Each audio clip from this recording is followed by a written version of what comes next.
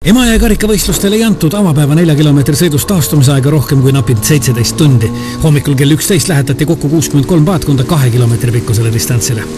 Olümpiakoha taganud 4 paadi liidrid Allar Raja, Igor Kuzmin liikusid ränga treeningtsükli lõpus paaris kahesel samas taktis nagu eilegi.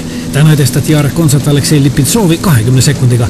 Nüüd ootab ees kergem periood. 2 nädala pärast on 4. aga ees juba maailmakarika avaregatt Münchenis. Eesmärk on pandud meil jõuda A-finaali kindlasti. Ja siis eks vaadata ka seda, kuidas on siis nagu alguses selle koosseisuga liikuma saadud meie nii-öelda siis olümpiapaat.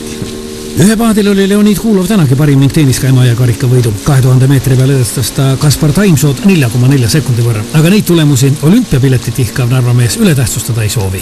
5 sekundi ei tähendab mitte midagi, kui ühes stardis siis on. Mulle meeldib rohkem ühes start. Eesti 4. meeskonna liige Kaspar Taimsoo jäi 2 päeva summas Kulovile alla 7,2 sekundi jagu. Oli aga kerge kaalupaadi jätnud Valeri Prosvirnist omakorda varem 19 sekundiga. Roolijate kahesel domineerisid alla 23-aastaste maailmameistriks Eesti 8. koosseisus tulnud Jaan Laos koos Tairo Talvisega. Sellest vanuseklassist on Laos väljas. Ameerikas harjutamisest ta loobus. Ülikooli arstiteaduskonnas vaja lõpetada 4. kursus. Vaatame, poisid tagasi tuleb, siis ehk saan veel võimaluse olümpiakvalifikatsioonis osaleda 8 paadi koosseisus. Naiste ühe paadil sai Jevgenia Rõndina täna küll 6 sekundi kümnendikuga jagu Sille Vaiksaarest, kuid teile ta ei võistanud, kirjutas lõpukirjandit. Kuulus kokkuvõttes võit Vaiksaarele.